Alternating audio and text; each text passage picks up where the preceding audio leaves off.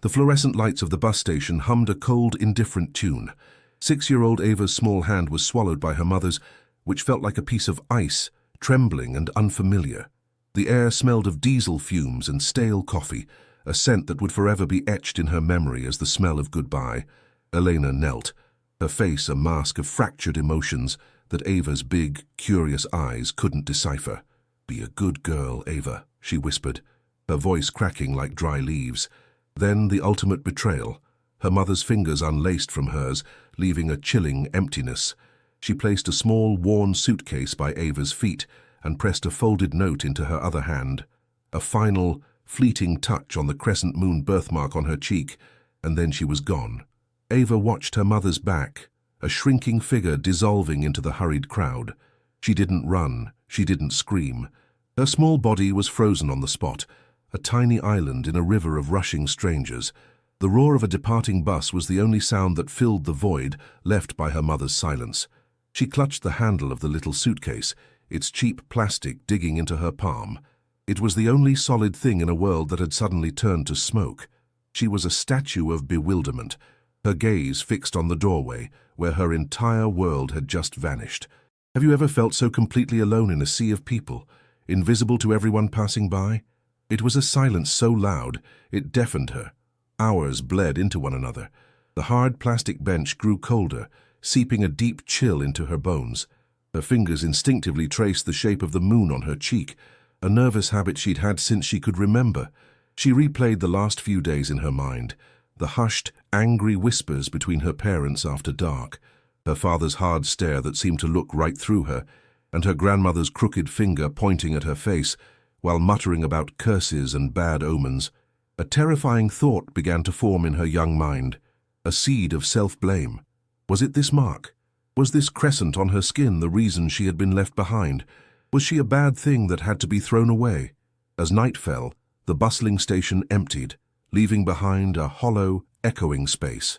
Her janitor swept around her, his movements methodical and detached, as if she were just another piece of forgotten luggage. She finally opened the suitcase. Inside, there was one threadbare dress, a small, bruised apple, and a single picture book with a torn cover.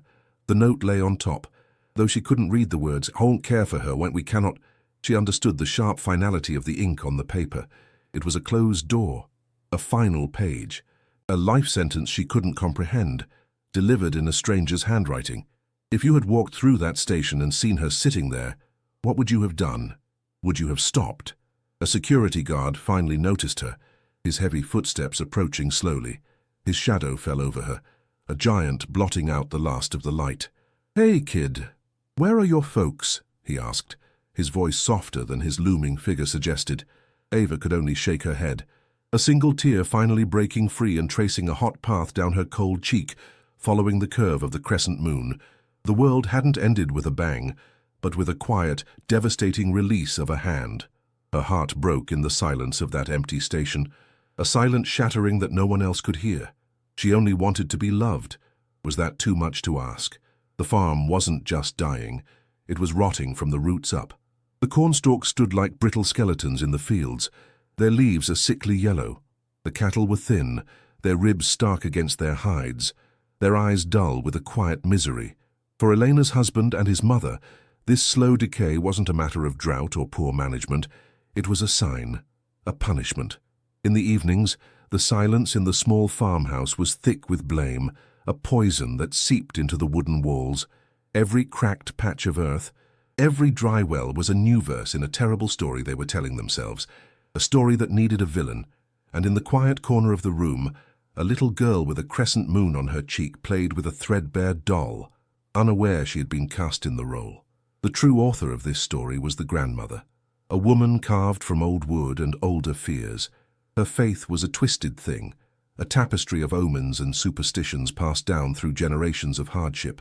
To her, Ava's birthmark was not a simple quirk of pigment, it was a brand. The moon mark, she called it, a sliver of darkness that stole the light from the sun and the life from the soil. Her words, whispered over lukewarm coffee and mended clothes, were relentless.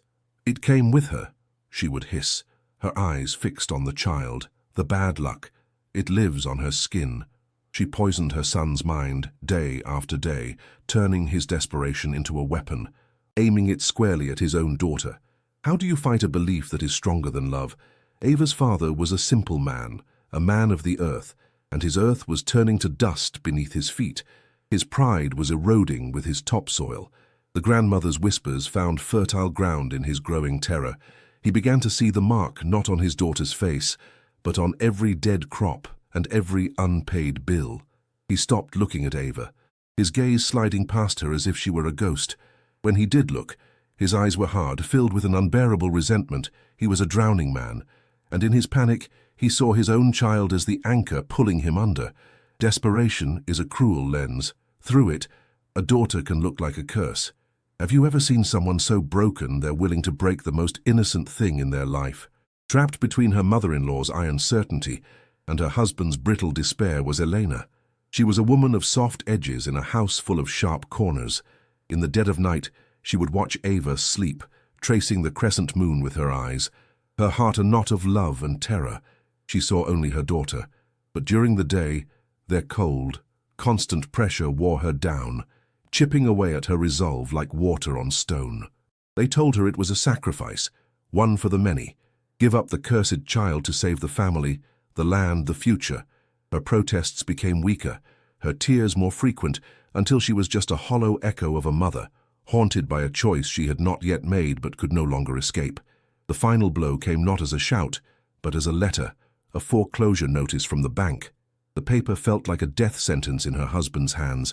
That night, the decision was sealed in a suffocating silence. The next morning, Eleanor packed the small suitcase with numb fingers. Each item felt impossibly heavy. A faded dress, a single bruised apple, a picture book Ava loved. She was performing a burial rite for a life that was not over. This wasn't an act of malice. It was an act of profound weakness, a complete surrender to fear. She convinced herself it was a mercy, a twisted kind of love that sends a child away to a better chance. What would you do if you truly believed you had to cut off a part of yourself to survive? On the silent drive to the bus station, Eleanor didn't dare look at the little girl beside her. She could feel the warmth of Ava's small body, a warmth she was about to extinguish from her own life forever. She was severing a limb to save the body, but she was beginning to understand that the limb was her heart. The act of leaving her daughter on that cold plastic bench did not bring relief. It did not save the farm or her marriage. It simply hollowed her out, leaving behind a crater of guilt so vast it would swallow the rest of her days. She walked away from the station not as a savior of her family, but as the ghost of a mother. Could you ever forgive someone who chose fear over you? The state-run home was a place where color went to die.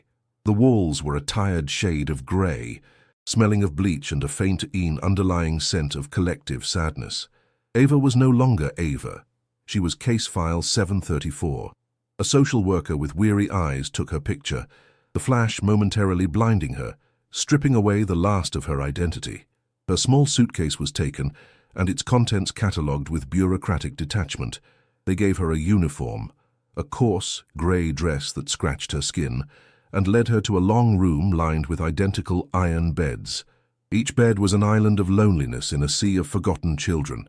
She was just another piece of luggage, unpacked and stored on a shelf. It was a place designed for existence, not for living. The first night was an eternity of strange sounds, the creak of bed springs, the muffled sobs of other children, the distant wail of a siren slicing through the city air. The blanket was thin and smelled of dust, offering no defense against the chill that seeped up from the concrete floor. Ava lay perfectly still, her eyes wide open in the dark, listening to the symphony of sorrow around her. Her small hand instinctively went to her cheek, tracing the familiar curve of the moon. She wondered if her mother was warm, if she was thinking of her. The loneliness was a physical weight, pressing down on her chest, making it hard to breathe. If you had to sleep in that cold, crowded room, could you have stopped your own tears? Days melted into a monotonous, grey routine. Breakfast was a bowl of watery oatmeal that tasted like despair. Lunch was a thin, flavourless soup with a single, lonely piece of potato floating in it. Hunger was a constant companion, but it was more than a need for food. It was a desperate craving for comfort, for a single spoonful of care. The caregivers moved through the halls like ghosts, their faces etched with a permanent exhaustion. They saw 100 children, 100 needs, and their compassion had been worn down to a nub. Ava learned quickly not to ask for anything, not for more food, not for a warmer blanket, not for a moment of attention. To be invisible was to be safe. The playground was not a place of joy. It was a battlefield. Her birthmark, once kissed by her mother, was now a target. Moonface, they called her. Spotty. The words were stones thrown with a casual cruelty that left deep, invisible bruises.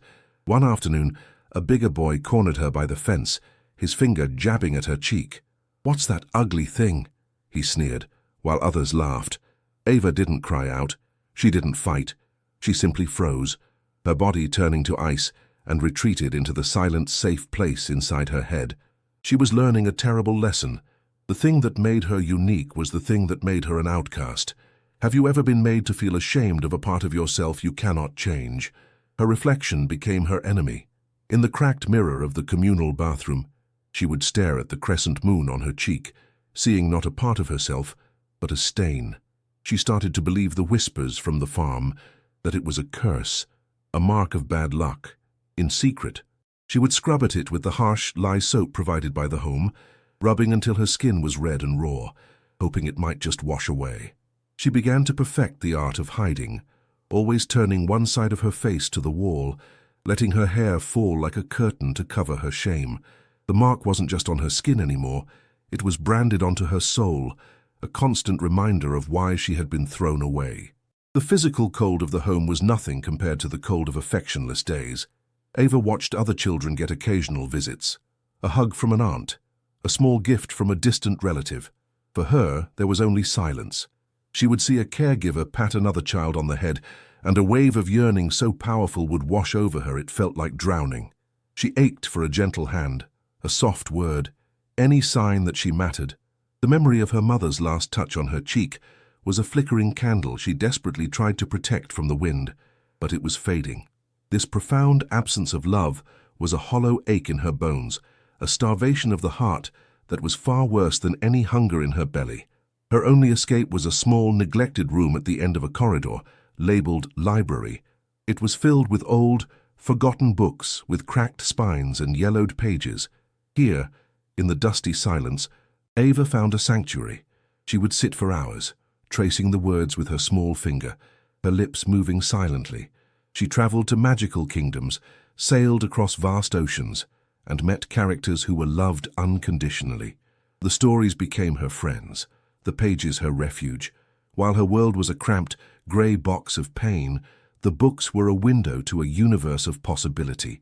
They were the first to teach her that a different life, a different ending, could exist. They whispered a promise that she was more than just a girl with a mark. But when the books were closed and the lights were out, the questions returned. They swarmed in the darkness, relentless and sharp. Why wasn't I enough? Did she ever love me at all? Was I so bad that she had to leave me in a place like this? She would pull the thin blanket over her head, as if she could hide from her own thoughts. The tears she held back all day would finally fall, soaking the lumpy pillow in a silent, nightly ritual of grief. She was mourning a mother who was still alive, a family she could barely remember. She was a ship with no anchor, adrift in an ocean of unanswered whys. If you were that little girl crying in the dark, what would you have wished for most? In the unforgiving soil of the institution, a strange and thorny resilience began to grow. Ava learned to become her own parent, her own protector.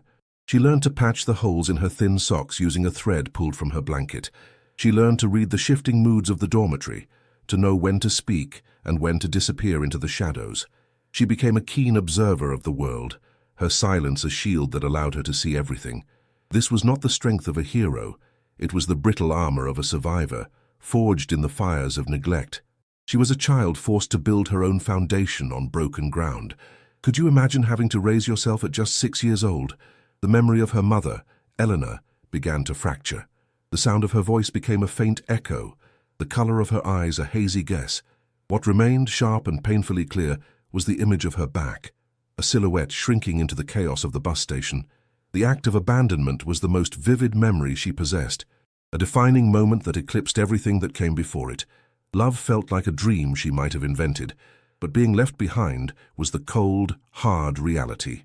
The crescent moon on her cheek became inextricably linked to that retreating figure, a permanent symbol of the moment her world ended.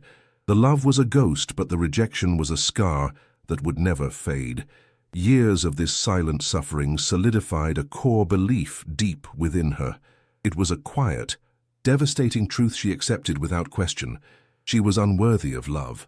The evidence was all around her, in her father's hardened gaze, her grandmother's curse, the bully's taunts, and most of all, in her mother's ultimate act of leaving. The world had looked at her and found her lacking. The mark on her face was not a random pattern of skin. It was a visible flaw, an outward sign of the broken thing she was inside. She stopped hoping to be wanted. She learned to expect nothing. This acceptance was the deepest wound, the quiet poison she would carry into every day that followed. If everyone who is supposed to love you rejects you, what else are you supposed to believe? 4 years had passed within the institution's grey embrace when a new presence arrived, one that felt like a sliver of sunlight piercing a perpetually overcast sky. Her name was Eleanor, a woman whose wrinkles were etched not by bitterness, but by a lifetime of smiles. Unlike the other caregivers, whose eyes slid over the children with weary indifference, Eleanor's gaze lingered. It saw things. She found 10-year-old Ava, tucked away in the library, her small frame nearly swallowed by a large book on human anatomy. Eleanor didn't flinch at the mark on Ava's cheek. Instead, she smiled, a soft, genuine curve of her lips. "That looks fascinating," she said, her voice like warm honey. "Tell me what you've discovered." For the first time in years, someone wasn't asking where she came from, but where her mind was going. Eleanor began to seek Ava out, not with the hollow cheerfulness reserved for broken children, but with a quiet respect that felt like a revolution. She brought her a tattered copy of Gray's Anatomy, its pages filled with intricate drawings of the human heart. One afternoon, as they sat in a rare patch of sun in the desolate yard, Eleanor gently tilted Ava's chin up. "You know," she said, her thumb hovering near the crescent mark, "in ancient times, the moon was seen as a symbol of guidance and rebirth, a quiet power." Ava froze, her heart hammering against her ribs. No one had ever spoken of it without disgust. Beautiful, powerful. The words were so foreign, so utterly unbelievable, they felt like a dream. What would you do if the very thing you believed was your curse was suddenly reframed as a gift? This single act of validation unlocked something deep within Ava. Eleanor saw the fierce intelligence burning behind her quiet eyes and began to feed it relentlessly. She brought her science journals, challenging math problems, and stories of pioneering women in medicine. Their conversations became the anchor of Ava's world. She wasn't just Case File 734 anymore. She was a student, a thinker, a young scientist with theories and questions. Her voice, once a timid whisper, began to find its rhythm as she explained the intricate dance of the circulatory system or the miracles of cell regeneration. For the first time, Ava felt that the world inside her head was not just an escape, but a place of immense value. Someone was finally seeing her mind, not just the mark on her face. The lessons went beyond books. Eleanor taught Ava how to look people in the eye when she spoke. She showed her how to braid her own hair, a simple, intimate act that felt like a sacred ritual. She shared stories of her own youth, of her own mistakes and triumphs, building a bridge of shared humanity that Ava had never known. This wasn't the ghost of a mother's love she yearned for in the dark. This was something different. It was a chosen love, a deliberate act of seeing and caring for another person. This fragile, steady affection began to mend the deep cracks in Ava's soul, proving that family wasn't always about blood, but about who shows up and stays.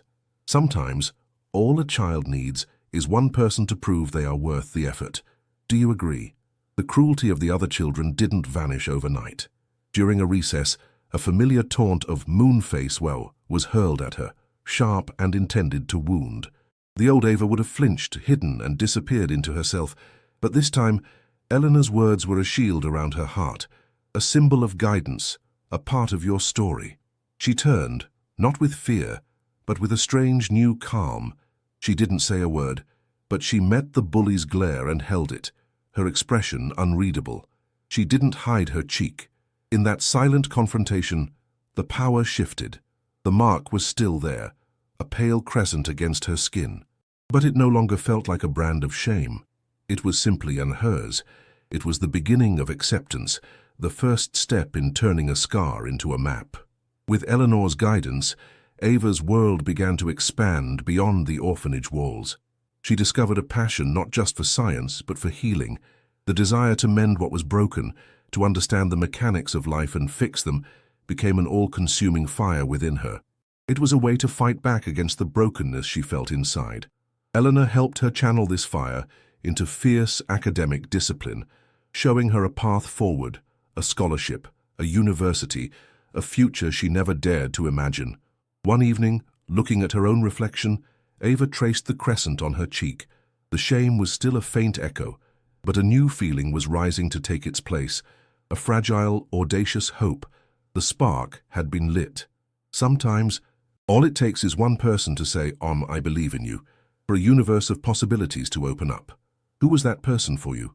The scholarship was a bridge to a new world, but it was a bridge that swayed precariously over a chasm of social codes she didn't understand. At the prestigious boarding school, Ava was an anomaly. Her uniform was second-hand, her silence mistaken for arrogance, and her fierce academic drive seen as a desperate, unseemly ambition. The other students, born into privilege, moved with an easy confidence she could only observe from a distance. The cruelty here was different from the orphanage. It was quieter, sharper, wrapped in polite smiles and whispered condescension. She was the charity case, a curiosity whose past was a subject of morbid gossip. The loneliness of the grey dormitory was replaced by the crushing isolation of a gilded cage. The old wound, the one she thought had begun to scar over, was torn open in a brightly lit biology lab. They were studying genetics, and a popular student named Chloe, with a casual flick of her perfect hair, glanced at Ava's cheek. "Some traits are just unfortunate, aren't they?" she said to her friend, loud enough for the whole table to hear. The laughter was a razor blade, swift and deep. All the air left Ava's lungs. In that moment, she wasn't a promising science student. She was just Moonface again. The shame was a physical thing, a hot flush that spread from her chest to her cheeks, making the crescent mark burn as if it were a fresh brand. Have you ever felt a single sentence undo years of healing? The comment shattered her fragile concentration.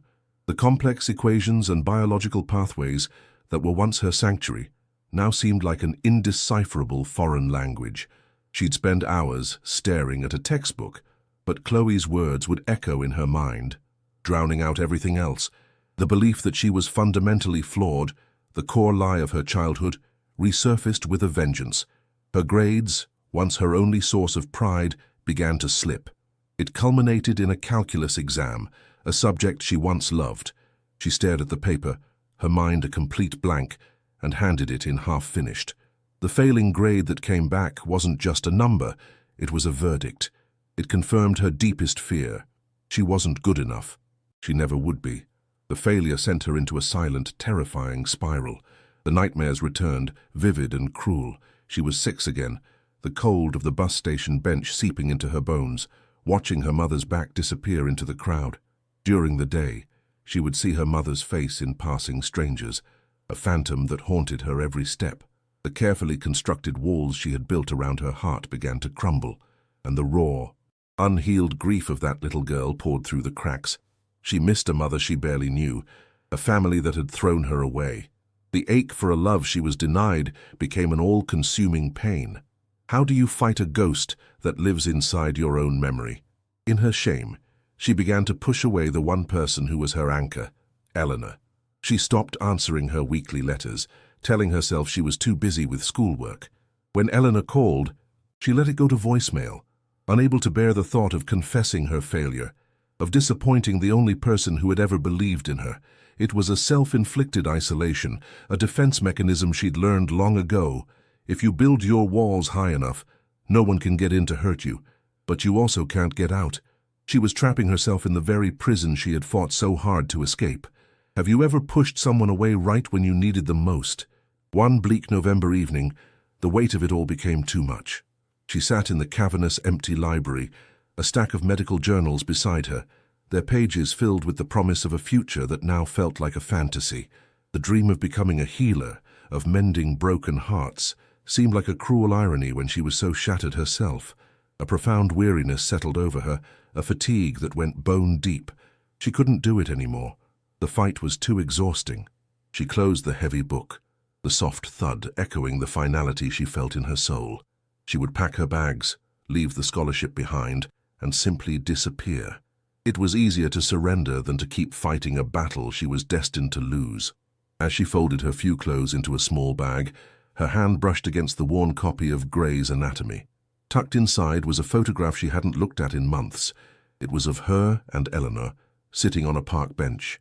Ava's face lit up in a rare, genuine smile.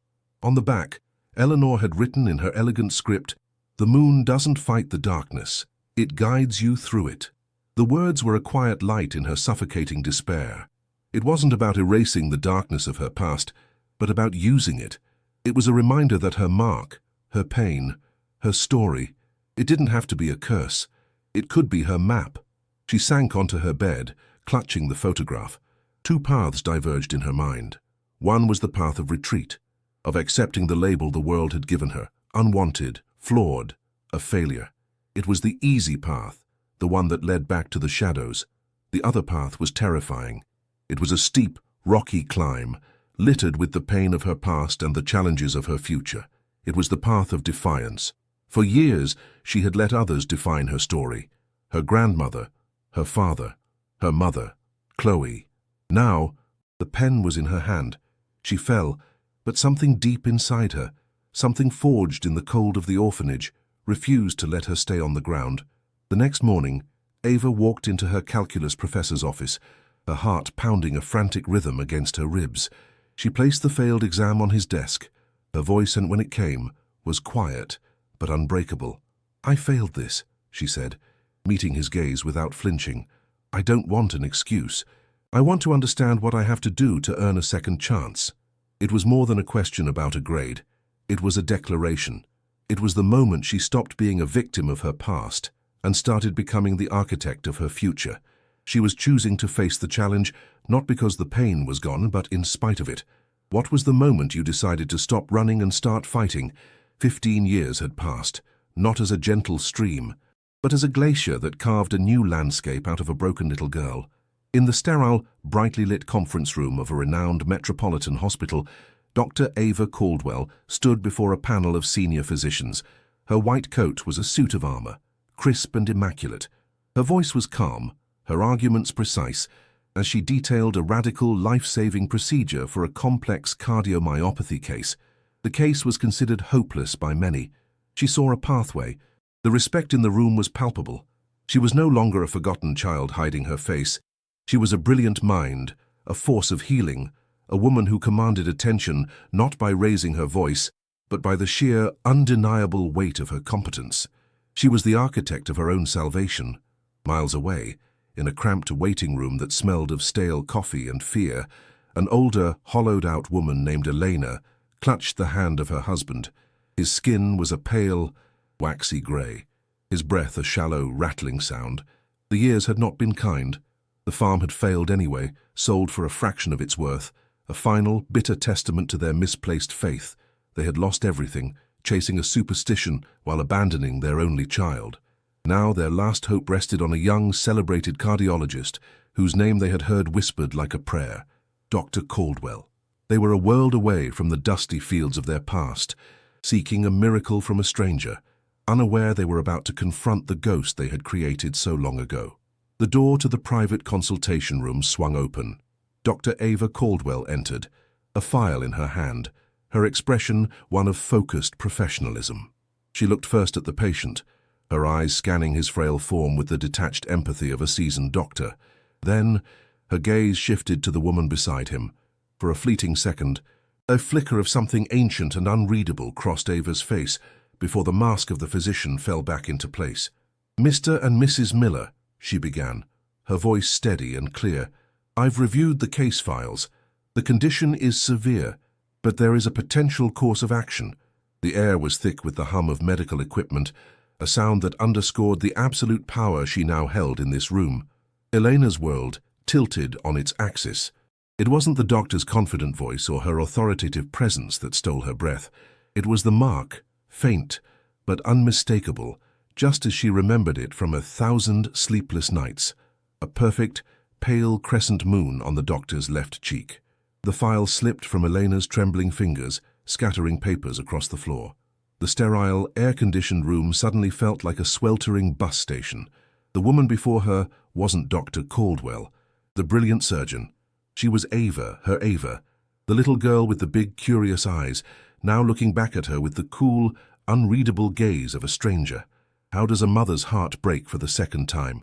The first in an act of betrayal, the second in an act of recognition. Ava saw the recognition dawn in Elena's eyes, saw the color drain from her face, and felt a cold, familiar dread coil in her stomach. The 6-year-old girl who had cried herself to sleep every night was suddenly screaming inside the accomplished doctor. The white coat felt impossibly thin, no longer armor, but a fragile paper shell. Her carefully constructed world, built on logic and science and discipline, threatened to shatter into 1,000,000 pieces.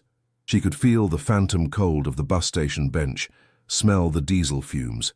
15 years of relentless work, of building a new self from the ashes of the old one. And it all came down to this one, unbearable moment. If your entire past walked back into your life, could you keep your composure? A choked, guttural sound escaped Elena's throat. It was the sound of a soul breaking. She fell back into her chair, her body racked with silent, convulsive sobs. The guilt she had carried for 15 years erupted, a violent, devastating flood. The father, the man whose heart was physically failing, stared in petrified silence. His eyes, clouded with sickness and confusion, darted from his wife to the doctor, and finally, he saw it. The mark, the curse, the reason for their ruin. But this was no curse. This was a woman of power and prestige, and his life, his very next heartbeat, was completely and utterly in her hands. He had thrown away his daughter, only to find himself at her feet, begging for salvation. Ava watched them break, a storm of forgotten emotions raging within her. But on the surface, she was ice. She did not rush to comfort the weeping woman who was her mother. She did not offer a single word of solace. Instead, she bent down, calmly collected the scattered papers, and placed them back in the file. The power had shifted so completely it was dizzying. They had once held her life in their hands and had chosen to discard it. Now, the roles were reversed with a brutal, poetic irony. She was no longer the flawed object of their superstition. She was the arbiter of his fate. What do you do when you hold the life of the person who destroyed yours? Would you choose mercy, or would you choose justice? She straightened up, her gaze locking onto the man in the bed. Her voice, when she spoke again, was devoid of any warmth, stripped down to pure clinical fact. Your ejection fraction is below 15%. The left ventricle has sustained catastrophic damage. Without a highly complex surgical intervention, which only a handful of surgeons in this country can perform, you have less than a month. She didn't call him father. She didn't call him Mr. Miller. She addressed him as a series of symptoms, a collection of failing biological systems. It was a confrontation not of shouts and accusations, but of cold, hard truth, delivered with the precision of a scalpel. Each medical term was a reminder of the world she had built without them, a world they could not comprehend. Ava closed the file with a soft, definitive click. The sound echoed in the suffocating silence of the room. She stood there, a testament to the life they had thrown away, now the sole gatekeeper to the life they were desperate to save. Elena's sobs were the only sound, a pathetic plea against the towering wall of their shared history. Ava's face was unreadable, a calm sea over a raging abyss. The little girl who only wanted to be loved was gone. In her place stood a woman who had learned to survive without it. The question hung in the air, unspoken but monumental. Would she save the man who believed she was a curse? Would you forgive in that situation? The choice was hers, and hers alone. If this story moved you, imagine how many others are out there, waiting to be heard. Subscribe to our channel for more stories of incredible resilience. Like this video if you believe in the power of turning pain into purpose, and share it with someone who needs to be reminded that our past does not have to define our future. The operation was a silent 16-hour war fought under the blinding glare of surgical lights. For Ava, it was not an act of forgiveness, but the ultimate act of self-definition. She was not the abandoned child seeking revenge, nor was she the wounded daughter offering grace. In that sterile theater, she was simply a healer, the person she had fought tooth and nail to become. To deny this man her skill would be to let his past cruelty define the limits of her new identity. With hands that were impossibly steady, she worked on the very heart that had once been too small to love her. She held the life of her father in her palms, a fragile, failing muscle, and chose to mend what was broken. Because that is what healers do. Could you ever separate your deepest wound from your greatest purpose? 138 words. The father survived. He awoke to the rhythmic beep of a machine, his life tethered to the technology wielded by the daughter he had discarded. But survival was not redemption. There was no tearful reunion, no cinematic embrace. When Ava entered his room for post-operative checks, she was Dr. Caldwell, professional, efficient, and distant. She spoke of recovery metrics and medication schedules, her voice a calm, impenetrable wall. Elena tried to speak, to offer a lifetime of apologies in a few broken words, but they caught in her throat. How do you thank someone for saving a life you once deemed worthless? They had been given a second chance at life, but they had forever lost their chance to be her parents. They would live, but they would live with the ghost of what they had done. 139 words. Ava did not let them into her new life, but she didn't lock the door on her past either. Instead, she used its key to open doors for others. She established the Eleanor Foundation, a scholarship program dedicated to funding the education of children in the foster care system who showed a passion for science and medicine.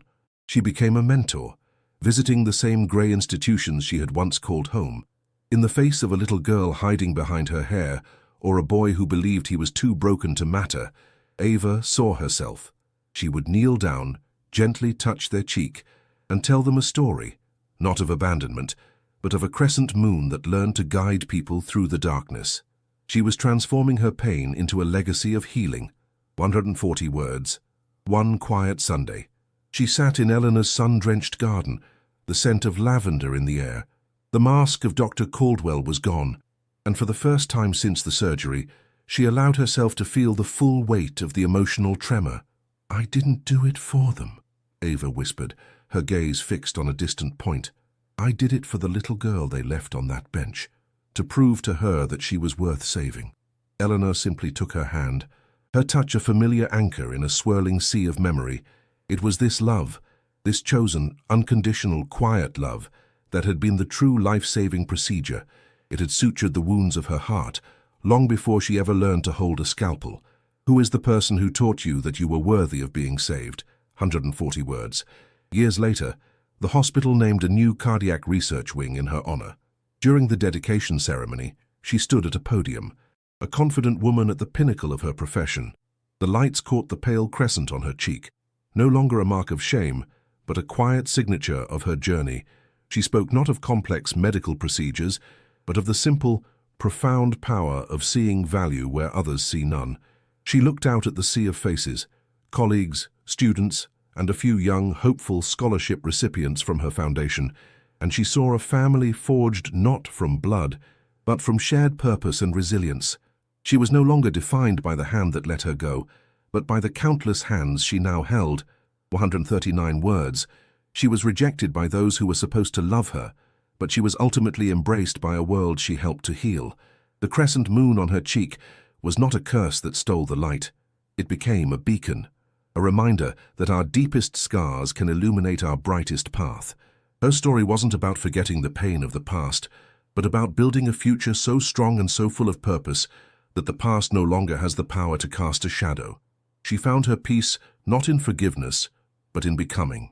She became the person she needed when she was a child, and in doing so she taught us all that the most powerful form of survival is to turn our wounds into wisdom.